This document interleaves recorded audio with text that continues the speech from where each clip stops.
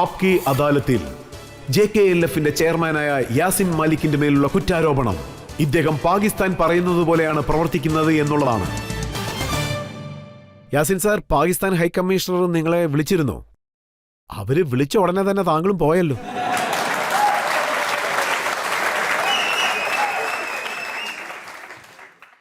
എന്നെ ഇന്ത്യൻ പ്രധാനമന്ത്രി വിളിച്ചിരുന്നു. അതുകൊണ്ടാണ് ഞാൻ വന്നത്, വേറൊന്നുമല്ല. എന്നെ അടൽ ബിഹാരി വാജ്പേയി പോലും റംസാൻ സീസ് ഫയറിന് ശേഷം RK മിശ്രയുമായി ഒരു ഇന്റർലൊക്കേറ്റഡ് ഉണ്ടാക്കി. സോ യുണൈറ്റഡ് ഗേറ്റർഷിപ്പ് ഉണ്ടായിരുന്നു. അദ്ദേഹം ഞങ്ങളുമായി സംസാരിച്ചു. അദ്ദേഹത്തിൻ്റെ ഒപ്പം ഒരു ടീമും ഉണ്ടായിരുന്നു. സോ ഞങ്ങളെല്ലാവരും കാശ്മീർ യൂണിറ്റഡാ. ലീഡർഷിപ്പും വന്നിരുന്നു. ഞാൻ ബേസിക്കലി കാശ്മീരിലെ ജനങ്ങൾക്ക് ആ ഒരു ക്രെഡിറ്റ് കൊടുക്കും. എപ്പോഴെല്ലാം മുസാഖറാത്ത്, ഞങ്ങൾ ഈ പീസ് പ്രോസസ് പ്രശ്നം പരിഹരിക്കണമെന്ന് പറഞ്ഞപ്പോഴെല്ലാം കാശ്മീരിലെ ജനങ്ങൾ ഒന്നിക്കും. യാസിൻ സാർ, താങ്കൾ ഇന്ത്യയിലാണ് ജീവിക്കുന്നത്. ഇവിടുത്തെ ഉപ്പ് കഴിച്ചുകൊണ്ട്, ഇവിടുത്തെ ആഹാരങ്ങൾ കഴിച്ചുകൊണ്ട്, ഇവിടുത്തെ കാറ്റ് ശ്വാസിച്ചുകൊണ്ട് എല്ലാം ജീവിച്ചിട്ട് അവസാനം സംസാരിക്കാൻ വേണ്ടി പാകിസ്ഥാനിലേക്കാണല്ലോ പോകുന്നത്.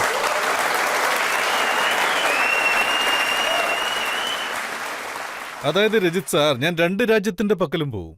അതായത് 1947 തൊട്ട് കാശ്മീർ പ്രദേശം ഈ ഡിസ്പ്യൂട്ട് കാരണം കുറേശ്ശെയായി നശിച്ചുകൊണ്ടിരിക്കുകയാണ്. കാശ്മീരിലെ ജനങ്ങളുടെ അപേക്ഷ എന്താന്ന് വെച്ചാൽ, ഞങ്ങൾ ഡിസ്പ്യൂട്ടിൽ കഴിയാൻ ആഗ്രഹിക്കുന്നില്ല, പക്ഷേ കാശ്മീർ പ്രശ്നം പരിഹരിക്കുകയും വേണം. അതുകൊണ്ട് ഇടയ്ക്കിടെ പാകിസ്ഥാൻ, പിന്നെ ഇന്ത്യയിലെ പല നഗരങ്ങളിലും ഞാൻ വാഹിദ് കാശ്മീരി ലീഡറാണ്. അല്ലാതെ RSSന്ന് കാശ്മീരിലേക്കൊരു ലീഡറെ കിട്ടില്ലല്ലോ. ഞാൻ RSS നേതാക്കളുമായി 5 മണിക്കൂർ നീണ്ട ചർച്ച നടത്തിയിരുന്നു. അതായത് 2010. അതായത് ഞങ്ങൾ അവരുടെ അടുത്തും ചെന്നിരുന്നു. കാരണം അവർ കാശ്മീർ പ്രശ്നം പരിഹരിക്കുമെന്ന് കരുതി. പക്ഷെ താങ്കൾ ഏത് പാകിസ്ഥാനാണോ ബിൻ ലാദനെ സപ്പോർട്ട് ചെയ്യുന്നത് അവരോടൊപ്പമാണ് സംസാരിക്കുന്നത്. നോക്കൂ രജിത് സാർ, ഇന്ത്യ വിളിക്കുന്ന സമയത്ത്, അതായത് ഇവിടുന്ന് വിളിക്കുമ്പോൾ ആ സമയത്ത് ഞങ്ങൾ വന്നതിൽ നിങ്ങൾക്ക് യാതൊരു ഒബ്ജക്ഷനും ഇല്ല. പക്ഷേ അവിടുന്ന് വിളിക്കുന്ന സമയത്ത് അല്ല, താങ്കൾ അപ്പോൾ നിങ്ങൾ എന്താണ് പറയുന്നതെന്ന് വെച്ചാൽ, ഞങ്ങൾ അവരുടെ ഏജന്റാണെന്ന്. അങ്ങനെയാണെങ്കിൽ പാകിസ്ഥാനിലും ഇതുപോലെയല്ലേ അവർ പറയൂ? നിങ്ങൾ ഇന്ത്യയിലേക്ക് പോയ സമയത്ത് കാശ്മീരിൽ ഇങ്ങനെയെല്ലാം ചെയ്തെന്ന് പറയും. ഇന്ത്യയുടെ പക്കൽ നിങ്ങൾ പോകുന്നുണ്ടെന്ന് അവർ പറയുമല്ലോ. അതായത് ഞങ്ങൾ ഈ ഭാഗത്തേക്ക് വന്നാൽ ഇന്ത്യൻ ഏജന്റ് എന്ന് പറയും, ആ ഭാഗത്ത് പോയാൽ പാകിസ്ഥാൻ ഏജന്റ് എന്ന് പറയും. സാർ, താങ്കൾ ഒരു കാര്യം മറന്നു. ഇന്ത്യ ഒരിക്കലും ടെററിസ്റ്റിനെ സപ്പോർട്ട് ചെയ്തിട്ടേയില്ല. ഒസാമ ബിൻ ലാദനെ പാകിസ്ഥാനിൽ വെച്ചല്ലേ പിടിച്ചത്. ദാവൂദ് ഇബ്രാഹിം കറാച്ചിയിലാണുള്ളത്. ഹാഫിസ് സയ്യദ് ലാഹോറിൽ ചുറ്റിക്കറങ്ങുന്നുണ്ട്. ഇവരെല്ലാവരും തീവ്രവാദികളാണ്. ഇത് ലോകത്തുള്ള എല്ലാവർക്കും അറിയാവുന്ന കാര്യമാണ്.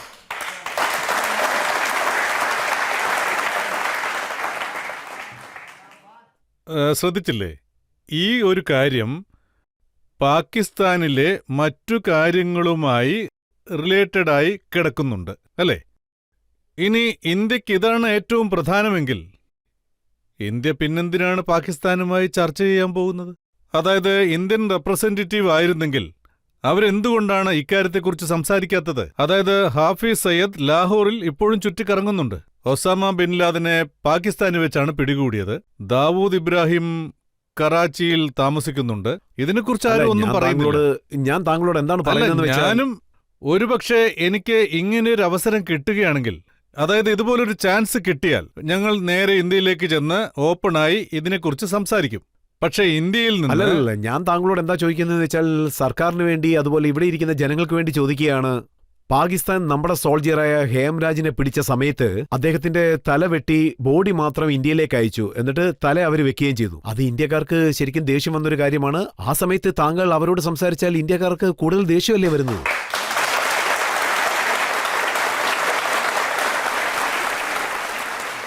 ഞാനൊന്നു പറയട്ടെ, നിങ്ങൾക്ക് ഈ ഒരു വിഷയം കാരണം വേദനിക്കുന്നുണ്ടെങ്കിൽ പിന്നെന്തിനാണ് നിങ്ങൾ പാകിസ്ഥാനുമായി ചർച്ച നടത്തുന്നത്? പാകിസ്ഥാൻ പ്രധാനമന്ത്രിയെ ഇങ്ങോട്ട് ക്ഷണിക്കുന്നത്? പറയൂ സാർ. പാകിസ്ഥാൻ പ്രൈം മിനിസ്റ്ററിനോട് എല്ലാ കാര്യങ്ങളും നിർത്തണമെന്ന് പറഞ്ഞിട്ടാണ് ഞങ്ങൾ ഇങ്ങോട്ട് വിളിച്ചത്. നോക്കൂ, നിങ്ങൾ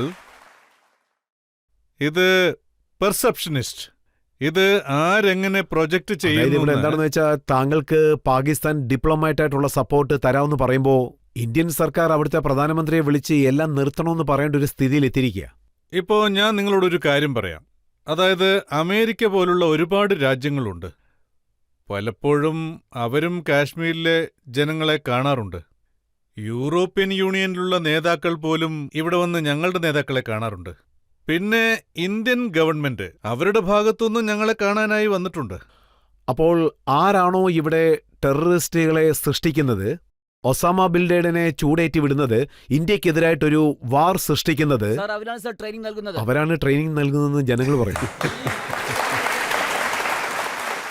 അവരെ നമുക്ക് എങ്ങനെ അംഗീകരിക്കാൻ കഴിയും? അവരോടൊപ്പം എങ്ങനെ ഇരുന്ന് സംസാരിക്കാൻ സാധിക്കും? പക്ഷെ താങ്കളാണെങ്കിൽ അവരോട് ഡിപ്ലോമാറ്റ് സപ്പോർട്ട് വാങ്ങിക്കുന്നു, അവരോടൊപ്പം ഇരുന്ന് സംസാരിക്കുന്നു. ഇത് ശരിയാണ്. ഇതിനു മുൻപും നിങ്ങൾ അവരുമായി സംസാരിച്ചിട്ടുണ്ട്. അതായത് അടൽ ബിഹാരി വാജ്പേയി ലാഹോറിൽ ചെന്നിട്ടുണ്ട്. അദ്ദേഹം നവാസ് ഷെരീഫുമായി കൂടിക്കാഴ്ച നടത്തിയിട്ടുണ്ട്. അവിടെ അദ്ദേഹം പാകിസ്ഥാനെക്കുറിച്ചും സംസാരിച്ചു. അതായത് അദ്ദേഹം പാകിസ്ഥാനെക്കുറിച്ച് പറഞ്ഞത് എന്താണെന്ന് വെച്ചാൽ, എന്റെ ജീവിതത്തിലെ ഏറ്റവും വലിയ ആഗ്രഹം കാശ്മീർ പ്രശ്നം പരിഹരിക്കണമെന്നാണ്. അദ്ദേഹം അങ്ങനെയാണ് പറഞ്ഞത്. അത് കഴിഞ്ഞാണ് കാശ്മീരുമായി ചർച്ചകൾ നടത്തിയത്. പാകിസ്ഥാൻകാർക്ക് കുറച്ചെങ്കിലും ബുദ്ധി വരട്ടെന്ന് കരുതിയാണ് അദ്ദേഹം അവരോടൊക്കെ സംസാരിച്ചത്. അപ്പോൾ ഞാൻ വാജ്പേയി സാർ അവരോട് നന്നായിട്ട് സംസാരിച്ചെന്ന് താങ്കൾ പറയുന്നു. പക്ഷേ അതിനുശേഷമല്ലേ കാർഗിൽ വാറൊക്കെ നടന്നത്? നോക്കൂ, ഇത് തന്നെയാണ് ഞാനും പറയുന്നത്. നിങ്ങൾ പറയുന്നു പാകിസ്ഥാനികൾ ഈ കാര്യത്തിൽ ഇങ്ങനെയാണെന്ന്. പിന്നെ എന്തിനാണ് ഇന്ത്യ അവരുമായി ചർച്ചയ്ക്ക് പോകുന്നത്? ഞാൻ താങ്കളോട് ചോദിക്കുന്ന ചോദ്യം, താങ്കൾ എന്തുകൊണ്ടാണ് പാകിസ്ഥാൻകാരോട് ഇതിനെക്കുറിച്ച് സംസാരിക്കാത്തത്? അതായത് തീവ്രവാദികൾക്ക് എന്തുകൊണ്ട് ഫാക്ടറി ഉണ്ടാക്കുന്നു, അതുപോലെ ദാവൂദ് ഇബ്രാഹിമിന് സംരക്ഷണം കൊടുത്തുകൊണ്ട് എന്തുകൊണ്ട് അവിടെ ഇരുത്തിയെന്നും ചോദിക്കുന്നില്ല? പാകിസ്ഥാനോട് എന്തുകൊണ്ട് താങ്കൾ സീസ് ഫയർ വയലൻസ് നടത്തുന്നു എന്നതും ചോദിക്കുന്നില്ല? അതിരിക്കട്ടെ സാർ, നിങ്ങൾ എന്തുകൊണ്ടാണിത് നിങ്ങളുടെ ഗവൺമെന്റിനോട് ചോദിക്കാത്തത്? ഇന്ത്യയില് എപ്പോൾ ജനങ്ങൾ താങ്കളോട് കറക്റ്റ് ചെയ്യാൻ പറയാണ്. ഇത് താങ്കളുടെയും കൂടെ ഗവൺമെന്റാണ്. നോക്കൂ സാർ, താങ്കളുടെയും രാജ്യമല്ലേ? അതായത് ഇത് ഓരോരുത്തരുടെയും അവരുടേതായ പെർസെപ്ഷൻസ് ഉണ്ടാവും. എനിക്കും ഒരു പെർസെപ്ഷൻ ഉണ്ട്. എല്ലാവർക്കും അവരുടേതായ അവകാശങ്ങളുണ്ട്. ഇത് സംസാരിക്കാൻ പാടില്ല എന്ന്. അതുകൊണ്ട് ഞാനൊരു ചോദ്യം ചോദിക്കാം. ഞങ്ങൾ കാശ്മീരിൽ തോക്ക് കയ്യിലെടുത്ത സമയത്ത് അത് നിയമവിരുദ്ധമാണെന്ന് ഞാൻ സമ്മതിക്കുന്നു. ഞാൻ പറയുന്നത്, ഗാന്ധി ഇവിടെയാണ് ജനിച്ചത്. ഗാന്ധി ജനിച്ച മണ്ണാണിത്. അദ്ദേഹം ഈ ലോകത്തിലെ എല്ലാവർക്കുമായി ഒരു കാര്യം പറഞ്ഞിട്ടുണ്ട്. അതായത് എത്ര വലിയ പ്രശ്നമുണ്ടായാലും അത് സംസാരിച്ച് പരിഹരിക്കണമെന്ന്. പക്ഷേ കാര്യം എന്താന്ന് വെച്ചാൽ, ഈ ഗാന്ധിജിയുടെ മണ്ണിൽ when I try to find out in the land of Gandhi, in the soul of Gandhi, I could not find in anywhere. അപ്പോഴാണ് ഞങ്ങൾക്ക് കയ്യിൽ തോക്കെടുക്കേണ്ടി വന്നത്. അതിനുശേഷം അവിടെ അതിനെതിരെ വലിയ എതിർപ്പുണ്ടായി. എന്നെ അറസ്റ്റ് ചെയ്യുകയും ചെയ്തു. ആ സമയത്ത് ഇന്ത്യക്ക്, അമേരിക്കയ്ക്ക്, ബർത്താനിയയ്ക്ക്, യൂറോപ്യൻ യൂണിയൻ, ഞാനന്ന് ജയിലിലായിരുന്നു, ഓൾ ഇന്ത്യ മെഡിക്കൽ, അവരും എന്നോട് സംസാരിക്കാൻ വന്നിരുന്നു. ഹിന്ദുസ്ഥാനി സിവിൽ സൊസൈറ്റിയെ കൂട്ടിക്കൊണ്ടുവന്നിരുന്നു. അന്നാണ് ഞങ്ങളിത് പെർമനന്റായിട്ട് ഉപേക്ഷിക്കാൻ തീരുമാനിച്ചത്. അന്നു തൊട്ട് ഇന്നുവരെ അന്ന് ഞങ്ങളുടെ 2-3 സുഹൃത്തുക്കളെയും കൊന്നു. അതിനുശേഷം എന്നെ അവര് 300 തവണ ജയിലിലേക്ക് അയച്ചു. അതിനുശേഷം ഇൻസ്ട്രാഗേഷൻ സെന്ററിൽ എന്റെ റൈറ്റ് ഇയറിൽ കേൾക്കാനുള്ള ശക്തി നഷ്ടപ്പെട്ടു. ആ സമയത്ത് എന്റെ മേൽ 6 തവണ അറ്റാക്കും നടന്നു. ഇത് സീസ് ഫയറിന് ശേഷം സ്റ്റേറ്റ് ചെയ്ത കാര്യമാണ്. അത്രയും വലിയ ക്രൂരത നിങ്ങൾക്കറിയാവുന്നതാണ്. കാശ്മീരിലെ ജനങ്ങൾ 2008 ശേഷം സീസ് ഫയർ എതിർത്തു. കാശ്മീരിലൊരു ട്രാൻസാക്ഷൻ നടന്നു. പിന്നെ violent movement, non violent democratic movement. അതിനുശേഷം നടന്നെന്താന്ന് വെച്ചാൽ 70 പേർ മരിച്ചു വീണു. 2009 45 പേർ മരിച്ചു വീണു. 2010 ഇൻകുലാബിൽ 128 പേർ മരിച്ചു വീണു. ഈ സംഘടനയ്ക്കെതിരെ മിലിറ്ററി പവർ ഉപയോഗിച്ചു. സോ ആരാണ് എല്ലാം ഉപേക്ഷിച്ചത്? അവരെ നിങ്ങൾ കൊന്നുകളയുന്നു. അതായത് അവരെ വീണ്ടും തോക്കേന്താൻ നിങ്ങൾ നിർബന്ധിതരാക്കുന്നു. യാസിൻ സാർ, താങ്കൾക്ക് ഇവിടെ ബോഡികൾ കാണാം, ശവശരീരങ്ങൾ കാണാം. പക്ഷേ പാകിസ്ഥാൻ ചെയ്യുന്ന ഒരു കാര്യവും താങ്കളുടെ കണ്ണിൽ കാണുന്നില്ലേ? അവരിവിടേക്ക് അജ്മൽ കസബിനെ നന്നായിട്ട് പ്രിപ്പയർ ചെയ്ത് അയക്കുകയാണ്. അവര് ഒരു തെറ്റും ചെയ്യാത്ത പാവങ്ങളെ കൊന്നിട്ട് തിരിച്ചു പോവുകയാണ്. അതിനെതിരായിട്ട് താങ്കൾ ശബ്ദിച്ചതേയില്ലല്ലോ. നോക്കൂ, ബോംബെയിൽ എന്താണോ സംഭവിച്ചത്, ആ സമയത്ത് ഞാൻ ജയിലിലായിരുന്നു. But it is on record. ഞാൻ മാത്രമല്ല, കാശ്മീരിൽ ഏതെല്ലാം സംഘടനകളിൽ ആരെല്ലാം നേതാക്കളായിരുന്നു, ചെറിയവരായാലും വലിയവരായാലും, ബോംബെ സ്ഫോടനം നടന്നപ്പോൾ എല്ലാവരും അതിനെ എതിർത്തിരുന്നു. അവരെന്താണ് പറഞ്ഞെന്ന് വെച്ചാൽ, അതുകൊണ്ട് മാത്രം എല്ലാം അങ്ങ് അവസാനിക്കും. എല്ലാവരും അതിനെ ബ്രൂട്ടൽ കില്ലിംഗ് എന്നാണല്ലോ പറഞ്ഞത്. ഇതിൽ കൂടുതൽ എന്ത് വേണം? ഇപ്പോ കാര്യം എന്താന്ന് വെച്ചാ, അതായത് ഒരു ആപത്ത് സംഭവിച്ചിരിക്കുന്നു. ഇതിൽ കുറെ ജനങ്ങൾ കൊല്ലപ്പെട്ടു.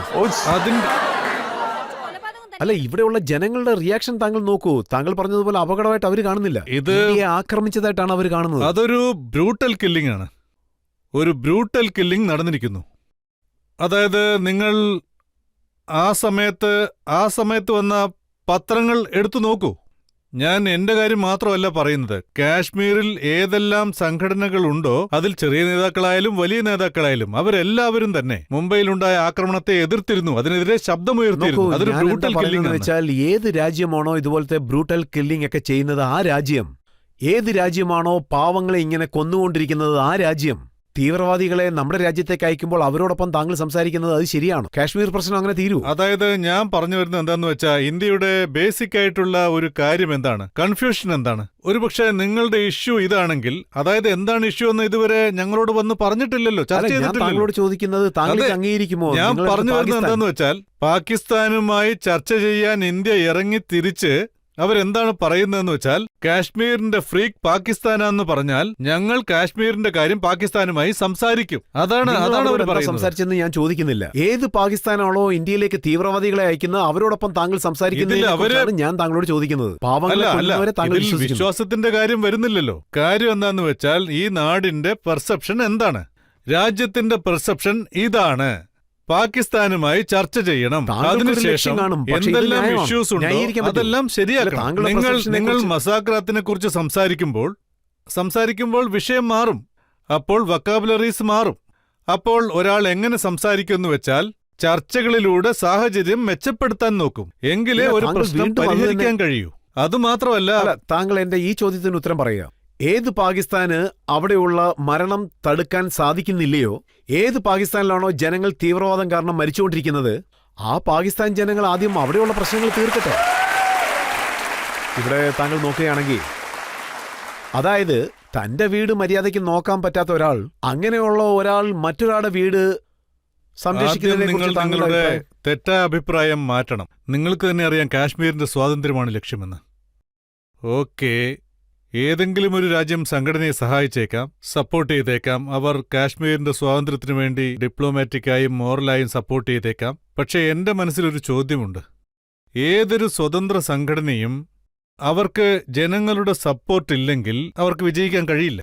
ഇത് കാശ്മീരിലെ ജനങ്ങളുടെ സംഘടനയാണെന്ന് വേണം പറയാൻ. ഇതിലെന്തെങ്കിലും പ്രശ്നമുണ്ടായാൽ കാശ്മീരിലെ ജനങ്ങൾ തന്നെ അത് പരിഹരിക്കണമെന്നാണ് ആഗ്രഹിക്കുന്നത്. ഇത് ഒരിക്കലും പാകിസ്ഥാന്റെ സംഘടനയല്ല, അതുപോലെ ഇത് ഇന്ത്യയുടെ സംഘടനയുമല്ല. ഇത് കാശ്മീരിലെ ജനങ്ങളുടെ സംഘടനയാണ്. തന്നെയുമല്ല, കാശ്മീരിലെ ജനങ്ങളും ഇതാണ് ആഗ്രഹിക്കുന്നത്. നിങ്ങൾ ഞങ്ങൾക്ക് ഒരു വാക്ക് തന്നിരുന്നു, നിങ്ങൾക്ക് തീരുമാനമെടുക്കാനുള്ള അവകാശമുണ്ടെന്ന്. ഞങ്ങൾ ഇന്ത്യക്കൊപ്പമാണെങ്കിലും ശരി, പാകിസ്ഥാന്റെ ഒപ്പമാണെങ്കിലും ശരി, അല്ലെങ്കിൽ സ്വതന്ത്രമായി നിൽക്കുവാണെങ്കിലും ശരി, ഞങ്ങൾക്ക് അവകാശം. ചോദ്യത്തിന് താങ്കൾ ഉത്തരം പറഞ്ഞതേയില്ല. താങ്കൾക്ക് എന്താണ് തോന്നുന്നത്, പാകിസ്ഥാൻ അവരുടെ നാട്ടിൽ പോലും മാനേജ് ചെയ്യാൻ പറ്റുന്നില്ല? അങ്ങനെയുള്ളവർക്ക് താങ്കളുടെ കാശ്മീർ പ്രശ്നം തീർക്കാൻ പറ്റുമോ? നോക്കൂ, പാകിസ്ഥാൻ ശരിക്കും ഒരു സർവറിംഗ് കൺട്രിയാണ്. അവരുടെ ലക്ഷ്യം എന്താണ്? അതെന്താണെങ്കിലും അതിൽ തലയിടാനുള്ള യാതൊരു യോഗ്യതയും എനിക്കില്ല, അതാണ് സത്യം.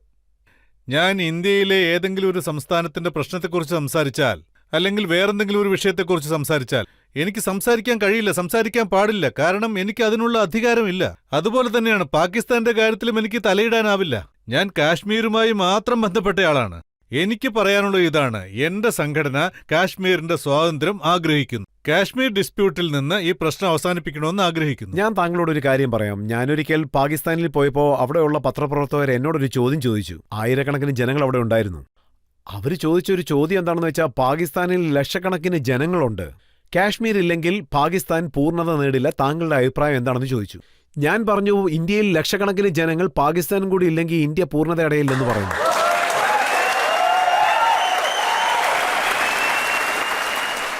ഇതിനെക്കുറിച്ച് താങ്കളുടെ അഭിപ്രായം എന്താണ്? നോക്കൂ, ഇന്ത്യ എന്താണ് പറയുന്നതെന്ന് വെച്ചാൽ, അതെന്റെ ഭാഗമാണ്, അതെന്റെ കിരീടമാണെന്ന്. അതേപോലെ പാകിസ്ഥാൻ പറയുന്നു അത് ഞങ്ങളുടെ അഭിമാനമാണെന്ന്. എനിക്ക് പറയാനുള്ളത് എന്താന്ന് വെച്ചാൽ, ഇതിനൊരു തീരുമാനം കാശ്മീരിലെ ജനങ്ങൾ എടുക്കട്ടെ, അത് അവരുടെ താല്പര്യമാണ്. ഇത് ഇന്ത്യയുടെ കിരീടമോ അതോ പാകിസ്ഥാന്റെ അഭിമാനമോ? അതായത് കാശ്മീരിലെ ജനങ്ങളാണ് അതിനൊരു തീരുമാനം എടുക്കേണ്ടത്. പക്ഷേ ഇന്ത്യ എന്താണ് പറയുന്നതെന്ന് വെച്ചാൽ, കാശ്മീർ ഇന്ത്യയുടെ ഒരു ഭാഗമാണ്, ഇതിൽ ഒരു ചർച്ചയുടെയും ആവശ്യമില്ലെന്നാണ്. അതായത് ഇതിനു മുമ്പ് നിങ്ങൾ തന്നെയാണ് ലോകത്തിലെ ഇന്റർനാഷണൽ കമ്മിറ്റിയിൽ പറഞ്ഞു. അതായത് ഞങ്ങൾ കാശ്മീരിലെ താങ്കൾ ആ ജനങ്ങൾക്ക് പഴയ കാര്യങ്ങളൊക്കെ മറക്കുക യാഷിൻ സാർ. ഇത് പുതിയ യുഗമാണ്, പുതിയ ഗവൺമെന്റ്. നോക്കൂ, ഒരുപക്ഷെ നിങ്ങൾക്ക് എന്നോട് പറയാൻ ആഗ്രഹമുണ്ടെങ്കിൽ ഇവിടെ മോദിജിയുടെ ഭരണമാണ് നടക്കുന്നത്.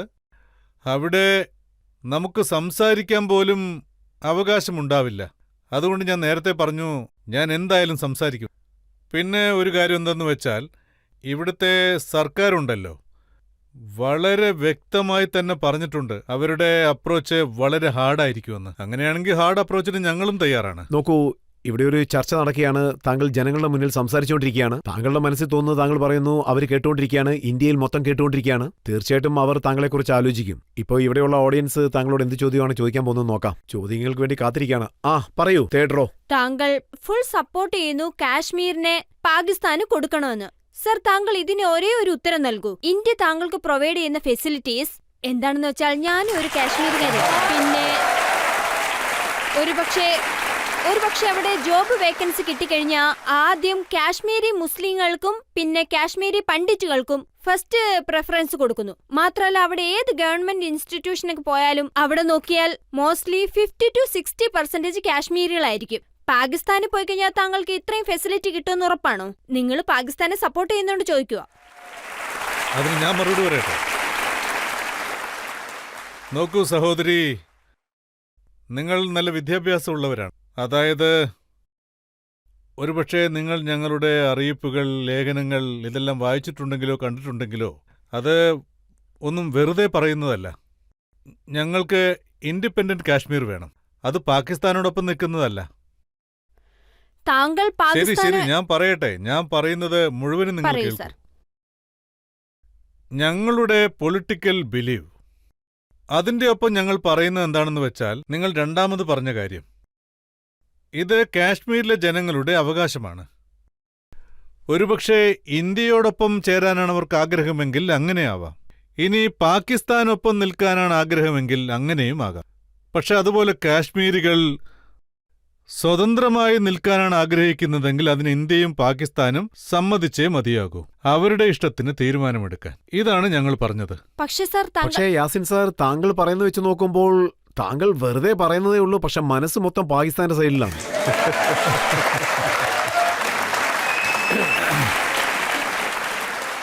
ഒരുപക്ഷെ നിങ്ങൾ എന്റെ പൊളിറ്റിക്കൽ ബിലീവ് കള്ളമാണെന്ന് പറഞ്ഞാൽ, എല്ലാ പാർട്ടികൾക്കും ഒരു പൊളിറ്റിക്കൽ ബിലീവ് ഉണ്ടാകും. അതുപോലെ ഇന്ന് നരേന്ദ്രമോദിജിയുടെ സർക്കാരാണ് ഭരിക്കുന്നത്. അതായത് അദ്ദേഹത്തിന് ആരംഭകാലം തൊട്ടൊരു പൊളിറ്റിക്കൽ ബിലീവ്സ് ഉണ്ട്. മെജോറിറ്റി കിട്ടിയില്ല. പക്ഷേ മെജോറിറ്റി കിട്ടിക്കഴിഞ്ഞപ്പോൾ അദ്ദേഹം പുറത്തേക്ക് വന്നു. ഇപ്പോൾ അദ്ദേഹം സംസാരിക്കുന്നുണ്ടെങ്കിൽ അദ്ദേഹത്തിന്റെ പൊളിറ്റിക്കൽ ബിലീവാണ്. അത്രയ്ക്ക് കഠിനമായിട്ടാണ് അദ്ദേഹം സംസാരിക്കുന്നത്. പറയുന്നത് കേട്ടിട്ടില്ലേ, നോ മെഴ്സി. ഞങ്ങൾക്ക് വെറും അദ്ദേഹം പാകിസ്ഥാനെക്കുറിച്ച് സംസാരിക്കുന്നതിൽ ഞാൻ പറയുന്നത് മുഴുവൻ ഇല്ല, നഷ്ടമൊന്നുമില്ല. ഇല്ല, അദ്ദേഹം പാകിസ്ഥാനെതിരെ കഠിനമായ വാക്കുകളൊന്നും ഉപയോഗിച്ചില്ല. അതുപോലെ ഞങ്ങൾക്കും ഒരു പൊളിറ്റിക്കൽ ബിലീവ് ഉണ്ട്. അത് ഞങ്ങൾ ഇന്ത്യ മുഴുവനും ലോകം മുഴുവനും പ്രചരിപ്പിച്ചുകൊണ്ടിരിക്കുകയാണ്. ആരുടെ പൊളിറ്റിക്കൽ ബിലീവും ഒരിക്കലും കള്ളമാവില്ല. ഞങ്ങളുടെ പൊളിറ്റിക്കൽ ബിലീവ് ഇതാണ്, ഞങ്ങൾക്ക് സ്വാതന്ത്ര്യം വേണം. സാർ, എന്റെ ചോദ്യം എന്താണെന്ന് വെച്ചാൽ, നിങ്ങൾ പാകിസ്ഥാനോട് സഹായം ചോദിക്കും. കാരണം പാകിസ്ഥാൻ ഒരു തവണ അമേരിക്കയോട് സഹായം ചോദിക്കും, മറ്റൊരു തവണ ചൈനയോട് സഹായം ചോദിക്കും. പക്ഷെ എന്തുകൊണ്ട് ഇന്ത്യയോട് ചോദിക്കുന്നില്ല?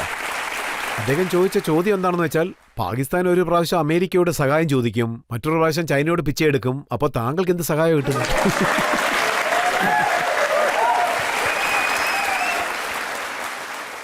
ഞാൻ ഇതിനു മുൻപും ഈ കാര്യം പറഞ്ഞു, ഇനി ഒന്നുകൂടെ ഞാൻ നിങ്ങളോട് പറയാം. ഇത് കാശ്മീരിന്റെ സ്വാതന്ത്ര്യമാണ്, കാശ്മീരിലെ ജനങ്ങൾ ആഗ്രഹിക്കുന്ന സ്വാതന്ത്ര്യമാണ്. ഞങ്ങൾ പാകിസ്ഥാനോട് ഭിക്ഷ യാചിക്കാൻ വേണ്ടി പോയതല്ല. അതായത് ഇക്കാര്യത്തിൽ കാശ്മീരിലെ ജനങ്ങളുടെ ജീവൻ പൊയ്ക്കൊണ്ടിരിക്കുകയാണ്. ഇന്നും അത് സംഭവിക്കുന്നുണ്ട്. ഇതില് കാശ്മീരിലെ ജനങ്ങൾ, അതായത് പറഞ്ഞു വന്നാൽ കാശ്മീരിലെ ജനങ്ങൾ മരിച്ചു വീണുകൊണ്ടിരിക്കുകയാണ്. ഇതിൽ എല്ലാ കാശ്മീരികളും എല്ലാവരും ഈ പ്രശ്നത്തെ നേരിട്ടുകൊണ്ടിരിക്കുകയാണ്. പിന്നെ ഒരു സംഘടന, ആ സംഘടന ഇതിനുവേണ്ടി ഒരുപാട് ത്യാഗങ്ങൾ സഹിക്കുന്നുണ്ട്. അങ്ങനെയുള്ളപ്പോൾ മറ്റൊരു രാജ്യത്തോട് സഹായം അഭ്യർത്ഥിക്കുമെന്ന് തോന്നുന്നുണ്ടോ? യാസിൻ സാർ, ഇവരെല്ലാവരും എന്താ പറയുന്നതെന്ന് വെച്ചാൽ, ഒരു പ്രാവശ്യം നരേന്ദ്രമോദിജിയോട് സംസാരിക്കൂ, അദ്ദേഹം താങ്കളുടെ പ്രോബ്ലം സോൾവ് ചെയ്യുമെന്ന്.